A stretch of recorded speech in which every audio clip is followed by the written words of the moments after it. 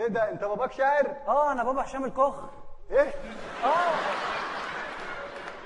يا لا انت باباك هشام المخ؟ والله. ده انت بقى جامد قوي زي ابوك. ايوه بص لسه كاتب قصيده هسمعها لك. يلا. راس البر يا راس البر، انت ازيك بعد الشر. نقول تاني. لا راس البر يا راس البر، انت ازيك بعد الشر. جايلك حابب مش مضطر، قمت صحيت الجو حر قلعت البنطلون.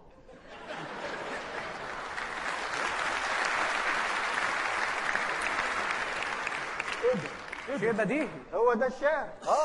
طب على فكره احنا بنعرف نقول شعر الباباك هشام واحسن منك 100 مره. لا ما بتعرفوش. والمصحف بنعرف. طب وريني. قول له يا شعبان يا اقول له. قول له. ايوه بخير.